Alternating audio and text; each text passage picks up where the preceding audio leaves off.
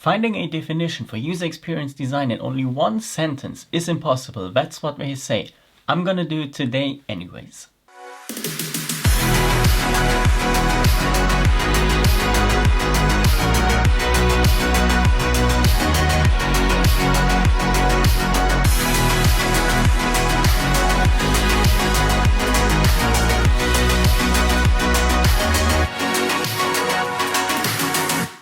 Hello and welcome back to yet another video. I hope you're having a great day like I am, and today, as I've said before, I want to find and I will find a definition for user experience design that is only exactly one sentence long. This is something that many people are afraid of because many aspects are involved in user experience design, but that doesn't matter. You can still find a one sentence definition. The definition that I have found for myself, and that is pretty accurate, is user experience design is creating a solution that the users rather want to have than being without it. And this is also why you as a business owner or as a team leader or whatever position you are in need a UX designer in your team, in your business, or why you yourself should also know about user experience design. Because user experience is what makes your customers return. So this increases automatically the revenue, and you will gain loyal customers just by having a high user experience. Of course, it's not like you snap your fingers and you have a great user experience with your solution, your product, software or service. But you need to put in a bit more effort. So that means that you have to actively involve the users from the beginning on. And when I'm talking about users, it's not necessarily the people that will pay you. Let's have a look at it like that. For example, I create, design and develop websites for my clients. That means I receive money from my clients. But they are the customers. They are not necessarily the users. Most of the time the website will be watched and will be used by their customers. So I have to design for their customers, not my clients, because my purpose as an agency is to create a perfect solution, a nice website for my clients that fulfills all the needs of their users. And all of that means that you have to involve the users actively from the very beginning on. So we have generally like 4 different phases when we talk about the user-centered design approach, or the UX workflow as I want to call it. First of all, we have like a research or analysis phase where we actually think about and do the research who our users are. Then as a second step, we have to create or adjust a previous version of our concept or the design. There are different fidelities. So we can have like a paper prototype, which is like very low fidelity, only some rough sketches that we have that we can show to our users and to get some first feedback in the next phase. Or we can have some high fidelity prototypes where we have actually some really nice or real screen designs that we then use to get feedback not only on the general and overall concept, but already on a more detailed level, like the icons that we want to use, like the images that we need, and that kind of stuff. So therefore we have the different fidelities. Low fidelity to get a general feedback on the concept, and high fidelity to get feedback on tiny little details that need some more adjustments. Once we are done with creating one of our prototypes with a specified fidelity, we can move one step further and we can go into the evaluation phase, so the third phase basically. The evaluation phase is to actively involve the users again. So we take like maybe 5 or 10 people, which is a good start, and then we can get active feedback from them. We give them a prototype, we let them click through it, we ask them different questions, we make an interview, a questionnaire, whatever we choose, and then we can get some proper feedback from them, and then we can jump back to one of the previous phases to make more adjustments to our concept or the visual design or whatever we wanted to evaluate in the evaluation phase. I've told you before that there are 4 different phases in the UX workflow, and that's true, but I've told you about 3 for the moment only, and that's because this entire process is an iterative process.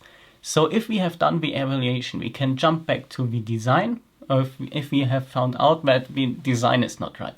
But if we found out that the user requirements we defined in the first phase, the research or analysis phase, if those are not correct, then we of course need to jump back to the first phase and make some adjustments on these. But once we have found out by evaluating our software, product or service that this is the one we want to stick with for the production and this is the solution we will publish, then we can move on to the fourth phase, which is actually the implementation. Once we implement the software, for example, or we go into production for a product, or we launch our service in whichever way, then we basically jump back again to the evaluation. Because it is very likely that we will launch a new version of our product at some point in the future.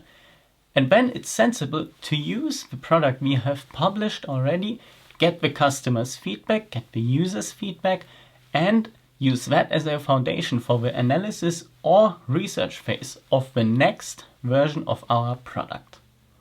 All of that sounds like a big, massive effort, right? But it's worth it in the end. Because due to a high user experience, you will have returning customers and therefore your revenues will automatically increase too. And why do you actually need to have that workflow? Well, with each iteration that you do, you will get to know your customers better and better. And that way you can make adjustments to your solution and will fit the users, and that solution will fit the user's needs more and more. And that's why you will have some satisfied customers in the end. And this is what we all want. We want to have satisfied customers that will return to our company. This video should not be too long and I don't want to give you too many insights in this one video, but I still want to give you some key factors today. So the first factor, and probably the most important when we talk about user experience design, is the usability. And the question that you want to ask when you talk about usability is, how easy or intuitive is it to use your solution? The second key factor for a high user experience is of course the visual design. This plays a very important role and therefore you should always ask the question before you launch a product. How visually appealing is your solution, your product, software or service? The next key factor that I want to just talk about very briefly today is the performance. So you need to talk with the IT department for softwares and the engineering department for products already when you are thinking about what solution you want to create. You need to include these departments because they have to tell you whether that's realistic what you have planned or whether it's impossible to do it.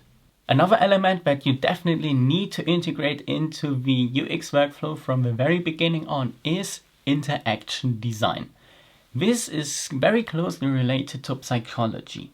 So the moment you think about the different contents that you need in your website, for example, you have to think and also actively talk to users where they would put them. You want to cluster your contents so that everyone can find the contents that he or she needs on your website in the easiest and fastest way. The marketing department, they obviously know about the market, so they can give you detailed insights on the market, so they can play an important role in the analysis phase. And of course, in the end, they are the ones that have to promote your product. So you should also include them in the creation process because you can tell them what the USPs of your products are. And that way it makes it easier for them to sell your product, and users and potential customers can already gain very important insights and can start building a connection with your product already while watching a commercial online. And that's what I wanted to show you today. I wanted to show you what are aspects of user experience design, but I also wanted to give you like a one-sentence definition that user experience design is creating a solution that the users rather want to have than being without it. And with that, I would like to end today's video. Thank you so much for watching. If you're on YouTube, please subscribe or maybe also hit the like button if you enjoyed that video. And if you're on any other channel, feel free to connect with me. I'm looking forward to all your comments also. Thanks a lot. Have a nice day. I'm looking forward to the next video.